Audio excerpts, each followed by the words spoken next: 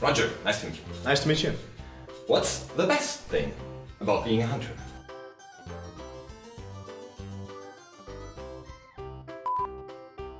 The best thing is definitely that you can move around, the mobility that other classes don't have. So that makes you able to focus on other things and do special jobs that other players just can't do or won't do as effectively because they're gonna lose DPS. So, yeah. Must be when we got the first world first for me. So that was back in Blackwing Descent, and we got the Chimaeron boss, like the Hydra looking boss. We got it world first, and then 1 minute after there was a world second kill, so that was absolutely insane. That first feeling when you get the first world first, when you know that you're the only one of 25 people back then that have ever killed the boss. So I think it's probably Lei San, because that boss, it had all the elements that I like in it, having a tight DPS check in phase 1, also giving you options of how you want to handle the boss, so you have to think what's the easiest way to approach the fight. You can pick what orb to energize, and that changes what the boss does in the rest of the fight. And then also in the end, it's the damage just keeps increasing, so you have that feeling at the end where you're almost all gonna die, but you just need to kill the boss before it kills you, and that just makes it amazing when you get the kill. Everyone is screaming, and yeah, definitely a very well-tuned boss, and probably my favorite, yeah. The worst feature. That's easy then. The Hunter Dead Zone, which was removed, when was it removed? I think in Wrath of the Lich King. So basically, for any of the people who have not played World of Warcraft back in Vanilla and TBC, the Hunters, they could hit melee, but then in order to shoot with your bow, you had to be 15 yards away from the target. So if you were anywhere between the melee range and the 15 yards, you could do literally nothing. And that was very, very frustrating. For many people, TBC is the greatest expansion, but I didn't get to experience it too much. I had a small break. So I guess I would have to say Cataclysm at the start, the very first tier of Cataclysm, because there were 3 instances and they all had cool bosses. That's when we got my world first, my first world first. And it was a really great experience, both boss-wise, but also guild-wise. So that was probably my favorite time in the game. Oh, that's easy, Rogue. Absolutely. The Rogue, I have a Rogue ult, and literally you cannot die. There's so many tools, you have so much mobility, and you also can cleave a lot. It depends obviously from patch to patch, but DPS Rogues never were the bottom tier. So you can basically do everything, plus you never die, so you see the rest of the people dying and you just laugh at them. His quest would be probably something similar to back in Vanilla, the legendary quest line of the Hunter, where you have to basically only yourself manage to defeat certain bosses that required you to play in a different way in order to beat them.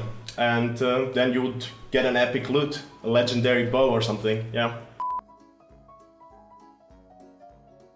I would have to say the Warglaives probably, because I mean, who doesn't want to dual wield those awesome green looking one-handers?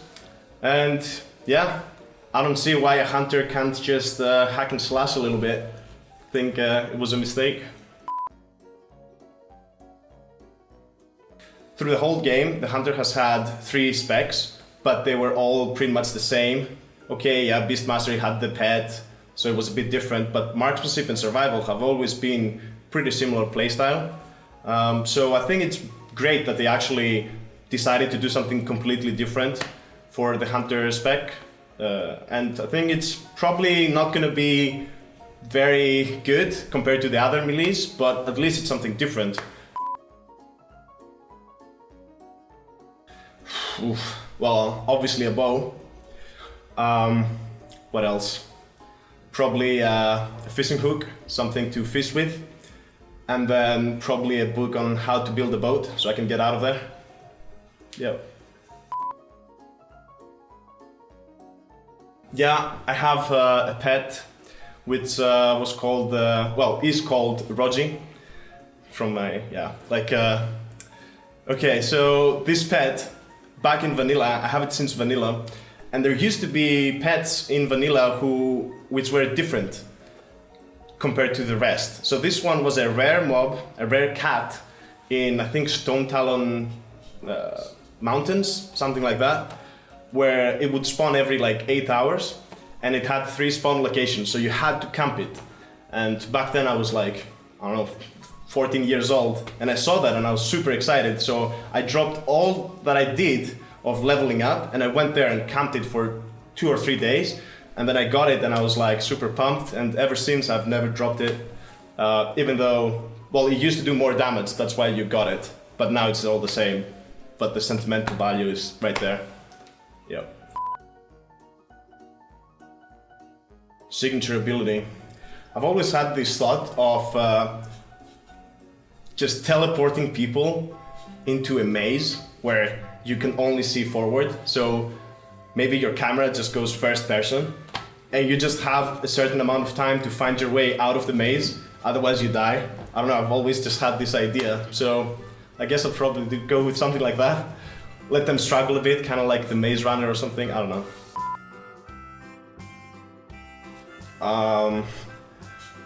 I guess Dalaran would be pretty cool.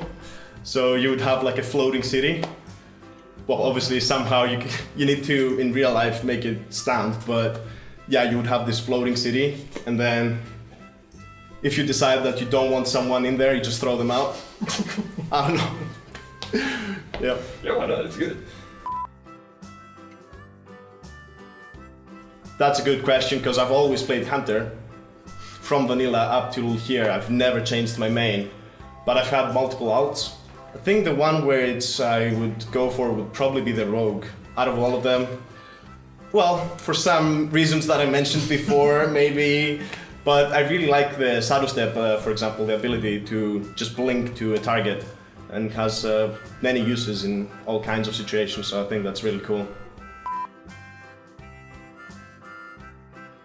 I don't know, I guess it's a lot of things. The most important one is to have enough people for your raiding team, which means like 20 plus, because you cannot just go with 20 people, you need more, that all have the same mindset. Because if a few of them don't want to push for world first and they get burnt out, which has happened before in our guild, then it ruins the whole thing, because then you cannot play with the people that you need, you have to replace people, it creates a lot of problems. All the other things about organizing and having, good raid leading, good roles in the raid, they're fine, but you need to have the basis of having the drive to push for world first, and everyone follows that. The rest are not as important.